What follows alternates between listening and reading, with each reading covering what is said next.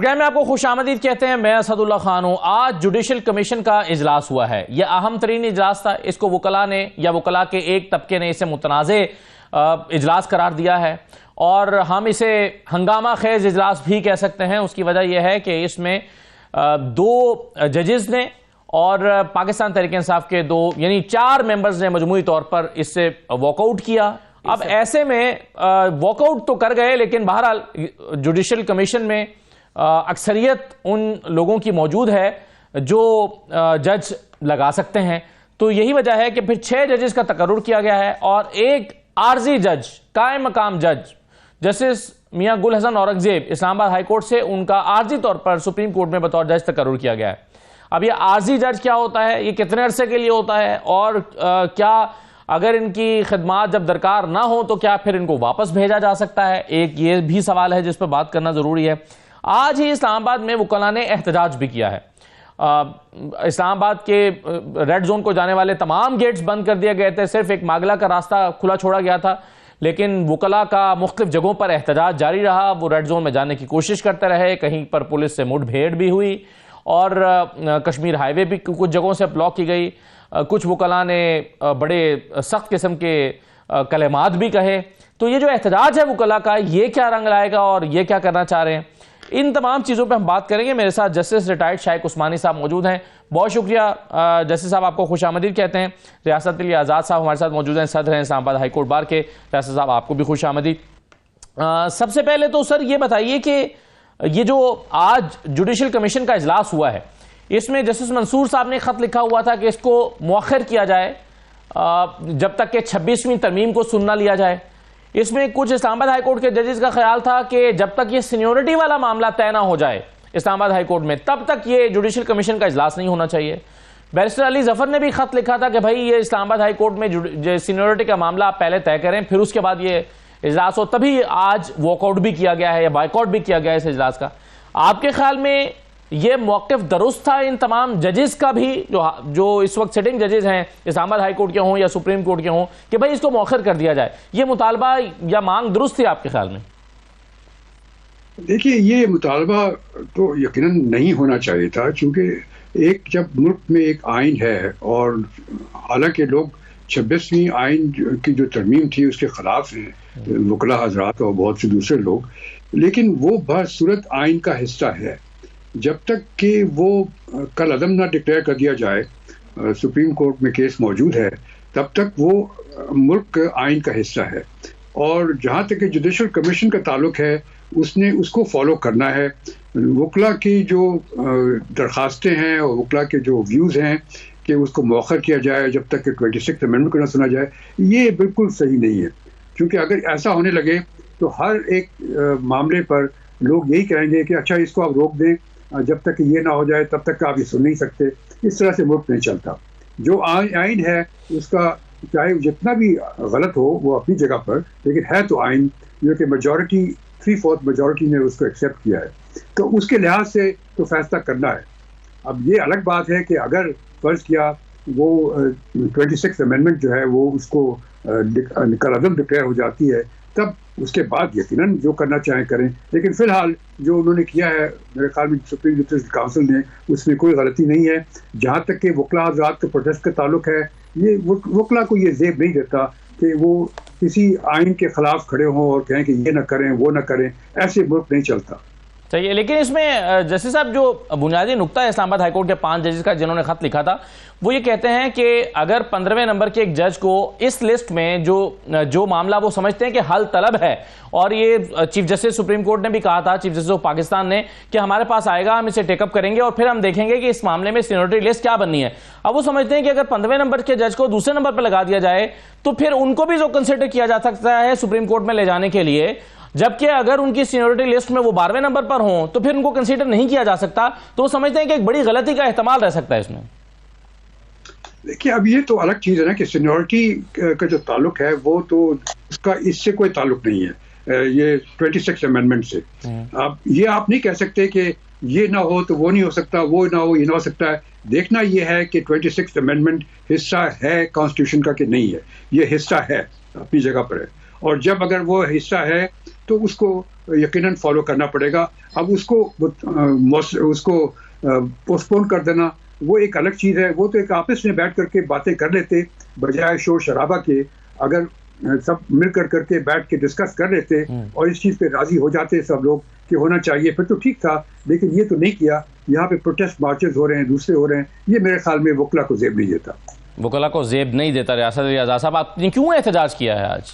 बिस्मिल्लाहिर्रहमानिर्रहीम। मैं जज साहब की गुफ्तगू से इख्तलाफ करते हुए ये अर्ज़ करूँगा कि देखिए, वकला को तो ये जेब नहीं देता, ये जज साहब ने सही दुरुस्त फरमा दे।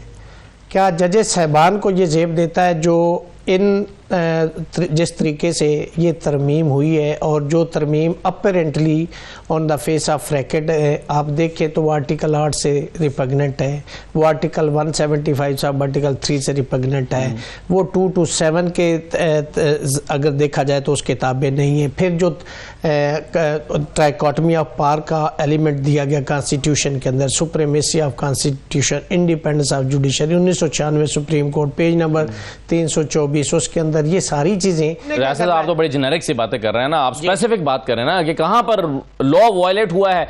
मैंने सारे आर्टिकल आपको बता दिया। ये तो आप मानते हैं ना कि आर्टिकल 200 बुनियादी तौर पर कहता हूं, क्या लेजिस्लेशन जो रूल्स 2007 नेशनल असेंबली और रूल्स 2012 सेनेट है उसके मुताबिक 26वीं तरमीम हुई है? कैसे आप देखते हैं? आपने देखा नहीं कि लोग कितने कितने दिन यहाँ पे रखे गए ये सारे, और प्रेस कॉन्फ्रेंसेज आपके सामने नहीं है।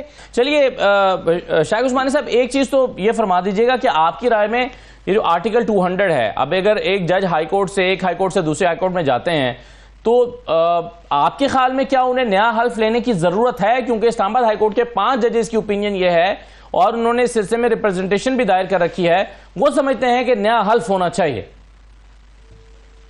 देखिए, यहाँ पे जहाँ तक कि हल्फ का ताल्लुक है, वो आइन में एक प्रोविजन है उसकी हल्फ, उसमें हल्फ में लिखा हुआ है कि जब जज ओथ लेता है तो ये कहता है कि मैं हाई कोर्ट का जज का ओथ लेता हूँ और इस कोर्ट में, वो कोर्ट का नाम लेता, प्रोविंस का नाम लेता है।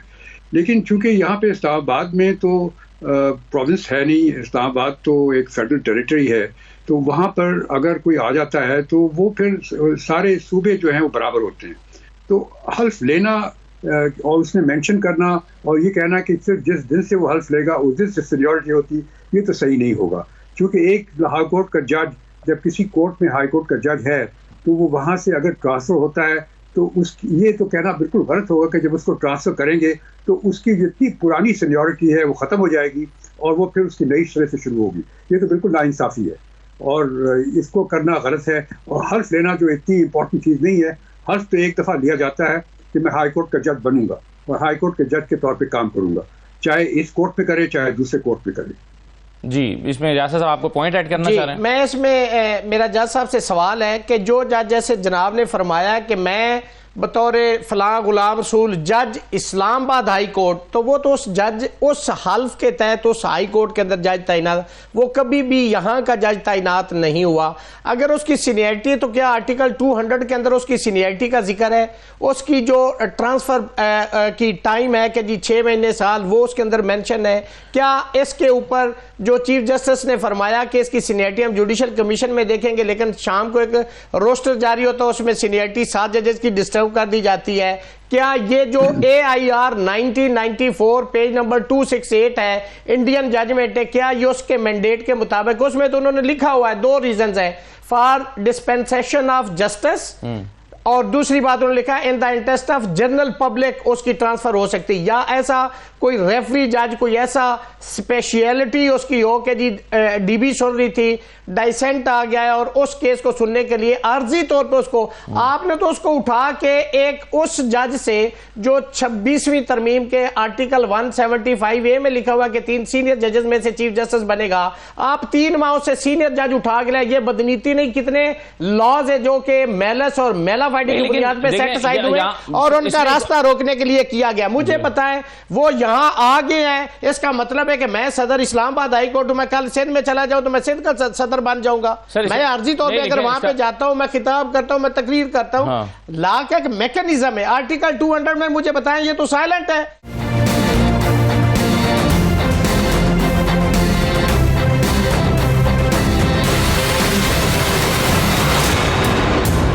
आपकी डेफिनेशन के मुताबिक मैं एक सवाल तीन सिर्फ मिसालें देता हूं। एक था यहाँ पे जस्टिस बिलाल है और एक सरदार असलम साहब आए थे, वो मुशर्रफ के दौर में पीसीओ कोर्ट में आए थे। इकबाल हमीदुर रहमान साहब सिर्फ आए थे इसलिए कि 31 जुलाई की जजमेंट में पीसीओ कोर्ट खत्म हो गई, फिर एक कॉन्स्टिट्यूशनल अमेंडमेंट जो 18वीं तरमीम उसके तहत कॉन्स्टिट्यूशन कोर्ट बनी थी।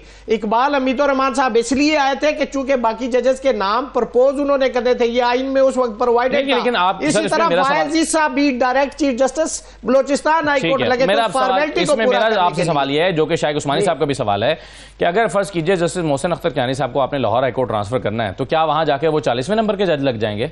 देखिए पहले तो ये कि कंसेंट होना उनकी जरूरी है ना। अगर आप यहां से देखें, आप ये इस चीज को देखें कि आप उसको यहां ला रहे आर्जी तौर पे, चूंकि उसके अंदर तो आर्जी या उसकी टाइम लिमिट नहीं है, एक जज आ रहा है तो क्या सारे जजेस से आप उसको सीनियर बना के बिठा दो, उसको चीफ जस्टिस लगा देंगे?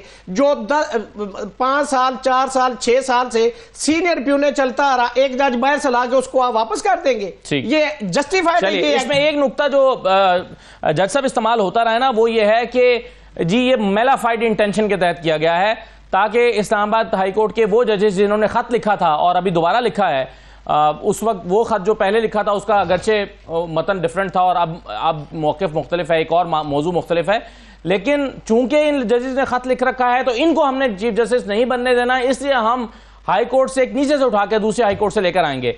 आपके ख्याल में ये जो नुक्ता है ये मेलाफाइड इंटेंशन को जाहिर करता है?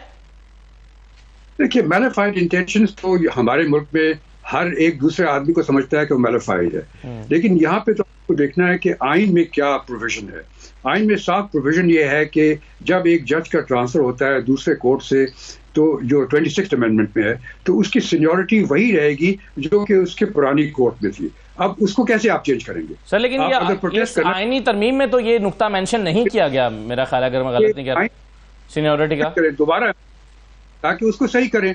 ये तो नहीं कि आइन में एक चीज दिख गई तो आप कहें जी इसको ना करें आप, या फिर आप ये करें कि जो सुप्रीम कोर्ट में जो आइन में की जो पिटीशन 26th अमेंडमेंट के खिलाफ है उस पे जाके वहां पे वो इंटरिम ऑर्डर ले ले सुप्रीम कोर्ट से, तो उससे रुक सकता है। लेकिन इस तरह से प्रोटेस्ट करना और उसके शोर मचाना, चीखना चिल्लाना, मेरे ख्याल में ये बिल्कुल जेब नहीं देता हमारे प्रोफेशन को। 26वीं तरमीम में ये जो सीनियरिटी वाला इशू था ये एजिटेट किया गया था, लेकिन इसमें फजल रहमान की जो जमात थी उन्होंने अपोज किया था कि सीनियरिटी का जो प्रिंसिपल था कि जी वो कैरी करेगा, उन्होंने उसको सपोर्ट नहीं किया। जब वो प्रोवाइडेड नहीं है तो जो आर्टिकल 200 है वहां से आपने कहां से ये इन्फ्रेंस ड्रा कर लिया है कि वो सीनियरिटी लेके आएगा? और ये तजर्बा आपने इस्लामाबाद में ही करना था और 3 महीने सीनियर लेके आना था मोहसिन अख्तर कियानी साहब से जो सीनियर प्यूने जज है। ये सारी चीजें अभी आपने खुद अपनी बात की तरदीद कर दी कि आप जाके तो इस पे स्टे ले ले।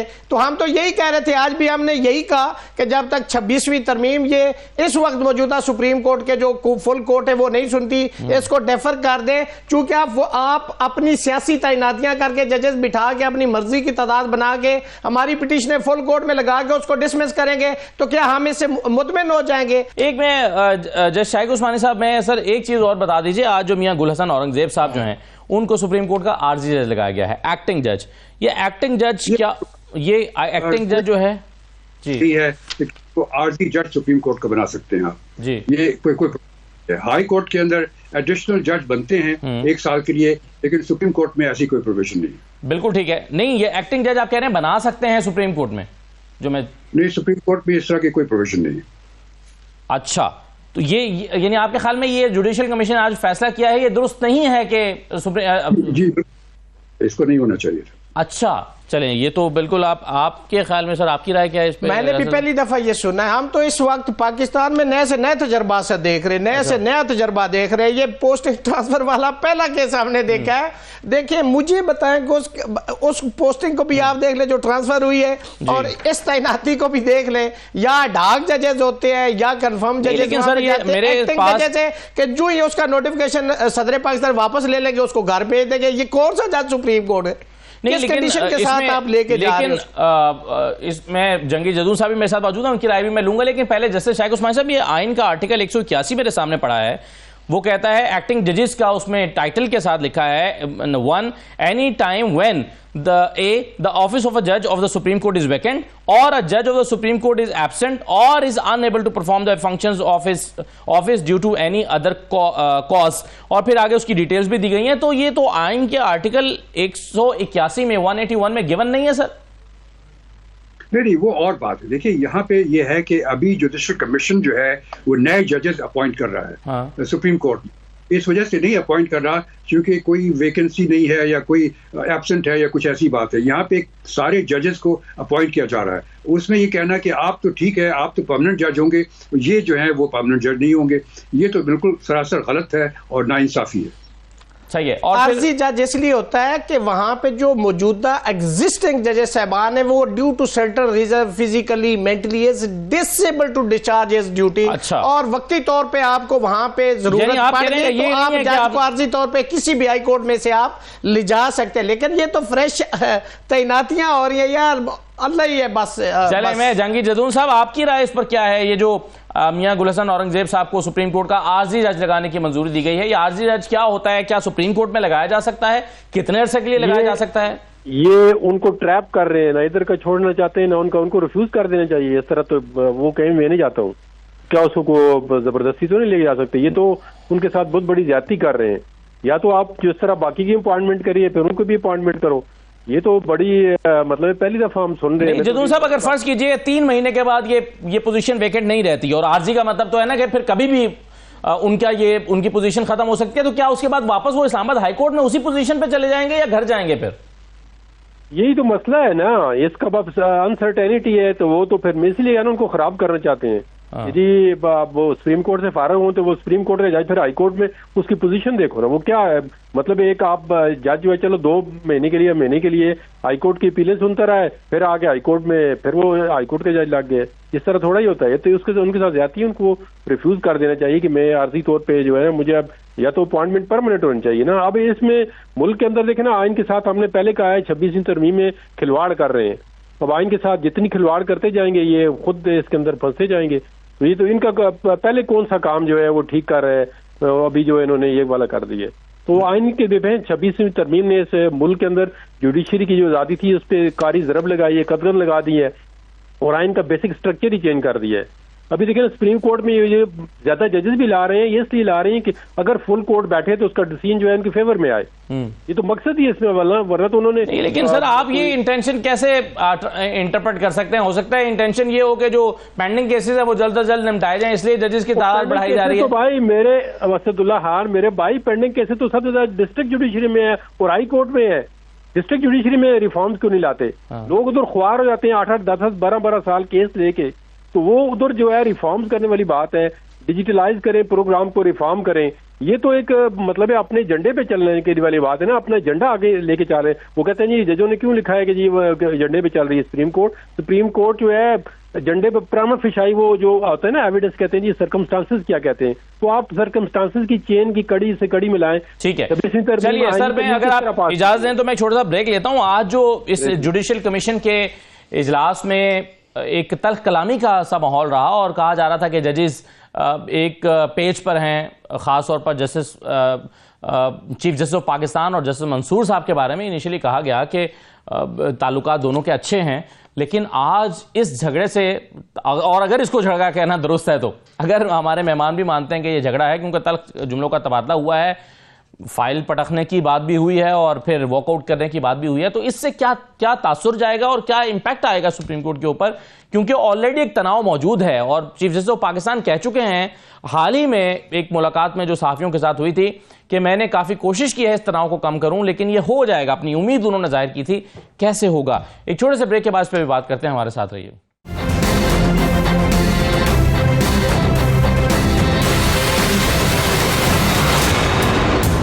ब्रेक के बाद आपको दोबारा खुशामदीद कहते हैं। जस्टिस शाइक उस्मानी साहब, सुप्रीम कोर्ट का माहौल हर गुजरते दिन के साथ तल्ख होता जा रहा है और इसमें तनाव बढ़ता हुआ नजर आ रहा है। आज 2 जजेस बाइकआउट करके चले गए जुडिशल कमीशन से। चलिए बाइकआउट तो किया, लेकिन तल्ख जुमलों का तबादला रिपोर्ट हुआ है कि ऐसा वाकया पेश आया है। आप कैसे देख रहे हैं ये माहौल कैसे बेहतर होगा फिर सुप्रीम कोर्ट का, और अगर नहीं होता तो इसका क्या इंपैक्ट आएगा?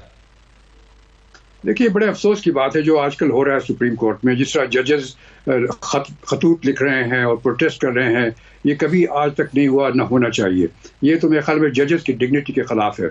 और अगर जज समझता है कि कोई काम गलत हो रहा है और उसको पॉइंट आउट कर दे, अगर चीफ जस्टिस उसको सही नहीं करता तो फिर उसको चाहिए कि रिजाइन करके वो चला जाए, ये ताकि उसकी इज्जत बच जाए।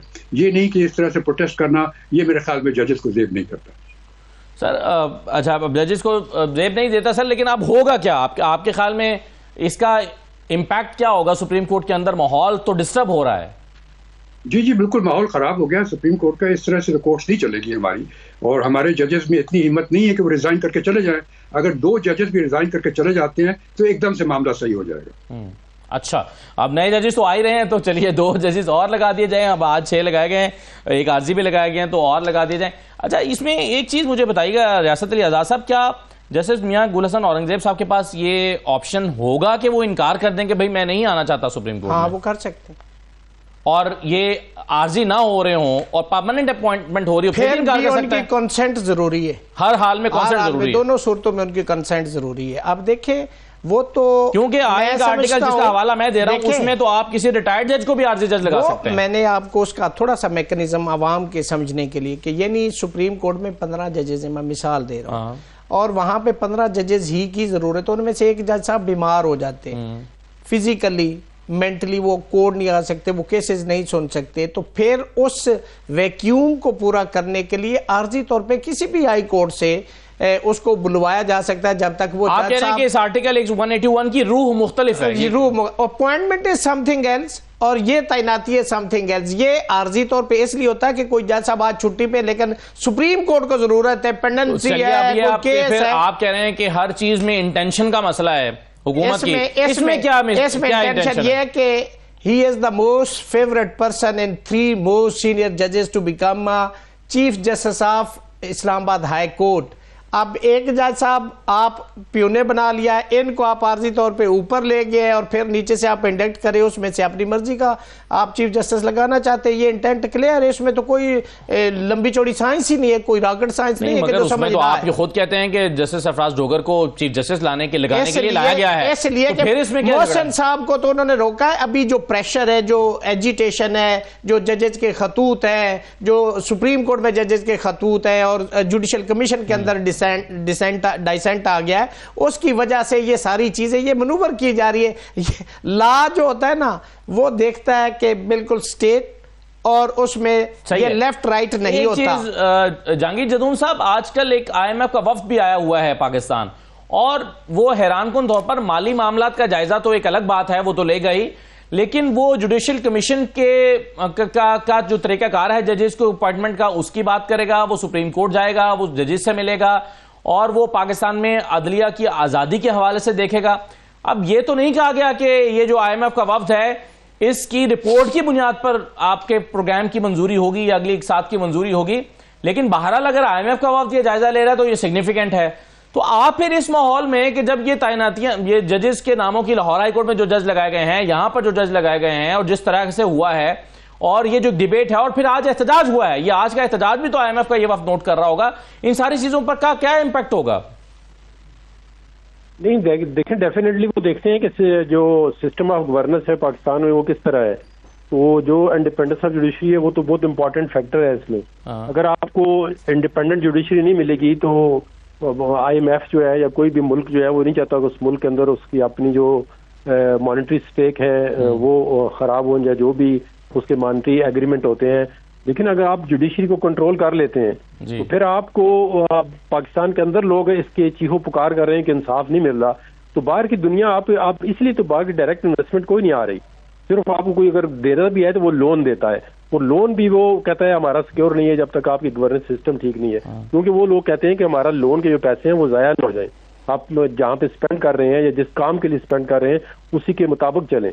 तो ये तो डेफिनेटली देखिए, किसी मुल्क का अगर आपने सबसे पहले जो वो स्टडी करते हैं वो उनका यही होता है कि निज़ाम इंसाफ जो है, जस्टिस सिस्टम जो है वो डिलीवर कर रहा है या नहीं कर रहा। तो हमारा निज़ाम इंसाफ जो है वो बिल्कुल जो है ना मफलूज हो चुका है और वो एक तरफ टिल्ट हो चुका है। इंसाफ का मतलब होता है कि आप बैलेंस करें, जिसका ड्यू राइट मेरिट पे बनता है उसको दें। पाकिस्तान में इस तरह की बात नहीं चलती। आप समझते हैं राइट वाली बात। बिल्कुल ठीक है। शाहिद उस्मानी साहब, आपकी ये पहले भी ये होता रहा है कि जो IMF का वफ्द है वो आकर पाकिस्तान के जुडिशरी के सिस्टम को, इंडिपेंडेंस ऑफ जुडिशरी को, जजेस के अपॉइंटमेंट के तरीक़ाकार को, जुडिशियल कमीशन को, उनके मेंबर से मुलाकातों को, ये पहले भी होता रहा है या ये कोई अनहोनी बात हो रही है? इस दफा कुछ ज्यादा ही हो रहा है, चूंकि यहाँ पर आजकल ये होता है कि सियासी पार्टीज एक दूसरे से लड़ती हैं, तो उसके बाद फिर वो चाहे कोई भी कानून पास हो या कोई अमेंडमेंट आए कोई हो, तो उसको चैलेंज किया जाता है सुप्रीम कोर्ट में। फिर हर एक भागता फिरता है कि किस तरीके से अपने हक में फैसला करा जाए। तो सारा एटमॉस्फेयर हमारा जुडिशरी का, जुडिशियल सिस्टम का बहुत ख़राब हो गया है, और इसमें लोगों की इंटेलेक्चुअल ऑनेस्टी तकरीबन है ही नहीं सिरे से। अब सिर्फ उसी सूरत से ये सही हो सकता है जिससे मैंने आपसे कहा कि अगर 2-3 जजेस स्टैंड ले लें और रिज़ाइन कर दें, और रिज़ाइन करने के बाद फिर वो स्टेटमेंट दें, फिर जा करके लोगों को कुछ धचका लगेगा और शायद कुछ मामला बेहतर होंगे। ऐसे खतो किताबत करने से, शोर शराबे मचाने से, नारेबाजी करने से कुछ नहीं होगा। आरजी जज को सुप्रीम कोर्ट में अपॉइंट नहीं किया जा सकता, वो समझते हैं गलत हुआ है मियां गुल हसन औरंगजेब साहब को जो आरजी जज लगाया गया, इसकी गुंजाइश ही नहीं है, वो समझते हैं। दो चीजें हैं शायद। एक है आर्टिकल, जहांगीर जद्दू साहब की भी ये राय, इसलिए नहीं, 3 लोगों की राय। दो चीजें हैं। एक है आर्टिकल 177 और एक है आर्टिकल 181 जी। 81 के अंदर जो है, अगर आप किसी को एडहॉक जज के तौर पे लेके आते हैं तो उसका फिक्स टेन्योर आता है, ठीक। लेकिन अगर आप आर्टिकल 181 को इन्वोक करते हैं तो उसके अंदर प्रेसिडेंट ऑफ पाकिस्तान ये कर सकता है कि वो किसी भी शख्स को हाई कोर्ट के अंदर एक्टिंग जज लगा सकता है। नहीं, 181 के अंदर, और उसका जो टेन्योर है वो फिक्स्ड नहीं है। एडहॉक जज के अंदर जो है वो टेन्योर फिक्स्ड होता है। मगर इसकी लेकिन तो तब होती है ना कि जब कोई जज अपनी ड्यूटी परफॉर्म नहीं कर पा रहा, कोई सीट वैकेंट है। यहां तो आप जब परमानेंट अपॉइंटमेंट्स कर रहे हैं जजेस की, तो एक को आप आरजी क्यों लगा रहे हैं? इसकी मंतक क्या है? नहीं, देखे ना, लॉजिक क्या है? अगर फिर हम जाएंगे उस चीज के अंदर है तो फिर जुडिशियल कमीशन का एक फैसला है जिसमें पाकिस्तान का चीफ जस्टिस मौजूद है, कई जजेस और मौजूद है, दूसरे मौजूद है। अब ये कि ये अगर मूव किया है तो किसने किया होगा? देखे ना, किसी ने तो किया होगा ना। अगर किसी ने किया है तो क्या आप समझते हैं कि पाकिस्तान का जुडिशियल कमीशन जो है वो प्रोसीजरल लैप्स करके कहेगा कि हमने ये काम करना है? हाँ। और यही वो चीज हम कंट्रोवर्शियल करते हैं। पहले कहा गया कि जी सीनियरिटी इशू है, 194 का ओथ होना चाहिए कोई कॉन्स्टिट्यूशन के अंदर, लेकिन हमने पॉइंट रेज किया। फिर ये आ गया कि नहीं जी, जज अगर ट्रांसफर किया जाता है तो उसका जो है 181 का कोई इशू नहीं है, प्रेसिडेंट कर सकता है, किसी को एक्टिंग लगा सकता है, लेकिन टेन्योर उसकी पोस्टिंग नहीं है। और जब आप किसी को लगाते हैं तो फिर उनका कॉन्सेंट भी जरूरी है, और आप फिर नहीं, उसके अंदर कॉन्सेंट की जरूरत नहीं है। 181 के अंदर जरूरत नहीं है, 200 के अंदर जरूरत है। कॉन्सेंट के बगैर कैसे लगा सकते हैं? किसका? आप किसी भी एक, फर्ज कीजिए आप एक किसी को, आप प्रेसिडेंट ऑफ पाकिस्तान किसी भी सुप्रीम कोर्ट के जज को एक्टिंग चीफ जस्टिस किसी भी हाई कोर्ट का लगा सकते हैं। ये हमारी कॉन्स्टिट्यूशन के अंदर लिखा हुआ है। लें जनाब, ये तो बाइंडिंग हो गया फिर मियां गुल हसन औरंगजेब साहब पर कि वो हर हाल में इसको कबूल करें, आप ये कह रहे हैं ना? नहीं, आपका क्या मतलब है? अभी कबूलियत अब होनी है? नहीं, मतलब ये तो अभी रियासत इजाज़त साहब का ख्याल है कि वो रिफ्यूज भी कर सकते हैं कि नहीं मैं यही ठीक हूं। उसके अंदर जो प्री रिक्विजिशंस हैं, हम तो यही भी कहते थे कि जैसे 177 को प्री रिक्विजिशन देखे ना कि उसके अंदर क्या लिखा हुआ है। उसमें लिखा हुआ है कि कोई सुप्रीम कोर्ट की सीट खाली है, हाँ, या कोई जज साहब फिजिकली मेंटली डिसेबल है, हाँ, तो फिर आरजी जज लगाया जाता है। ठीक है, यहाँ पे सूरत हाल इंटायरली डिफरेंट। जुडिशियल कमीशन में पता नहीं कितने लोगों की लिस्ट, ये आर्टिकल इस सिचुएशन के लिए नहीं है। मैं कहता हूँ कि ये सुप्रीम कोर्ट देखे ना अब, तो ये एक आप आरजी लगा रहे हैं, वही तो मैं कह रहा हूँ, मंतक क्या है, लॉजिक है? आपको पता है कि पिछले 34 लगा देते हैं, chief justice Sindh high court को कहा कि एडहॉक जज लगाते हैं, जुडिशियल कमीशन का फैसला है, उसने नहीं माना। देखिए, उसने नहीं माना, बहुत शुक्रिया, ये नहीं माना, ये इसलिए हम कह रहे हैं। हाफिज साहब बहुत शुक्रिया, ये मान जाएंगे। जैसे शाइख उस्मानी साहब बहुत शुक्रिया, आपने बड़ा वैल्यूएबल अपना कमेंट दिया प्रोग्राम में, बहुत शुक्रिया। एक छोटा सा ब्रेक लेते हैं, ब्रेक के बाद वापस आएंगे तो रऊफ हसन साहब हमारे साथ मौजूद होंगे, पाकिस्तान तहरीक इंसाफ के रहनुमा। उनसे जानते हैं कि उनका इस सारी सूरत हाल पर पार्टी मौक़िफ़ क्या है। ब्रेक के बाद आपको दोबारा खुशामदीद कहते हैं। रऊफ हसन साहब हमारे साथ मौजूद हैं, पाकिस्तान तहरीक इंसाफ के सीनियर रहनुमा। बहुत शुक्रिया रऊफ हसन साहब। रऊफ साहब, ये आज पाकिस्तान तहरीक इंसाफ ने, यानी बैरिस्टर गौहर साहब ने और बैरिस्टर अली जफर साहब ने जुडिशियल कमीशन के इजलास का बॉयकॉट किया है, क्यों? थैंक यू असद साहब।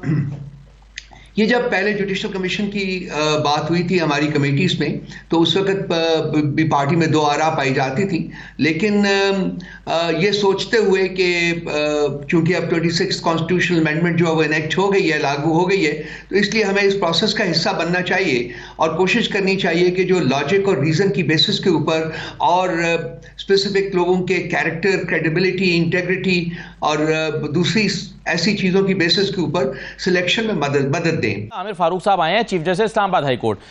शफी सिद्दीकी साहब लाए गए हैं, वो chief justice Sindh high court थे। इश्तियाक इब्राहिम साहब लाए गए हैं, वो chief justice Peshawar high court हैं। हाशिम काकड़ लाए गए हैं, वो chief justice Balochistan high court हैं। तो 6 जजेस को जो है वो सुप्रीम कोर्ट लाया गया, उसमें से 4 जो है वो चीफ जस्टिस साहिबान है हाई कोर्ट के। इससे ज्यादा शफाफियत या मेरिट क्या हो सकता है कि सीनियर मोस्ट जजेस को उठाकर वो सुप्रीम कोर्ट में लेकर आए? किस तरीके से इंसाफ को वायलेट किया गया, इंसाफ के तकाजों को वायलेट किया गया, किस तरीके से हमारे जो लोग हैं जो कैद में हैं, तो और इसके अलावा और भी बहुत सारे फैक्टर्स थे जिसकी वजह से हम लोगों ने इसका बायकॉट किया है। और मैं आपको यकीन दिलाता हूं इसमें रऊफ साहब, चलिए ये तो, लेकिन आप हमेशा सीनियोरिटी की बात करते हैं ना, और सीनियोरिटी को इंपॉर्टेंस देते हैं।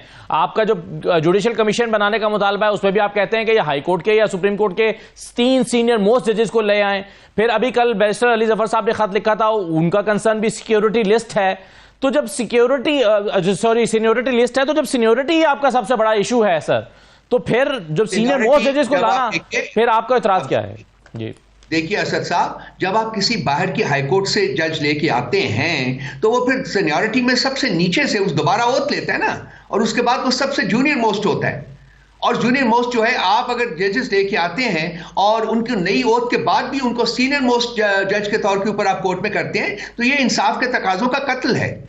नहीं, ये ऐसे नहीं। आप क्या कह रहे हैं सर कि अगर हाई कोर्ट से बात है कि एक बात और कर दूं मैं, उसके बाद मैं आपकी बात सुन लेता हूं। Thank you. देखिए वो ये कि 26वीं कॉन्स्टिट्यूशनल अमेंडमेंट जो है वो अभी अदालत में चैलेंज हुई है, और हमने जो खत लिखा है, उनको दूसरा खत लिखा है, उसको हमने यही कहा था कि अब ये जजेस भर्ती करने का जो काम है वो उस वक्त तक पोस्टपोन करें जब तक कि 26वीं कॉन्स्टिट्यूशनल अमेंडमेंट के बारे में कोई फैसला नहीं आता कोर्ट से। जब वो आ जाएगा तो उसके बाद अब इसको कर लीजिए, अगर उसके बाद वो 26वीं आईनी तरमीम मौजूद रहती है तो।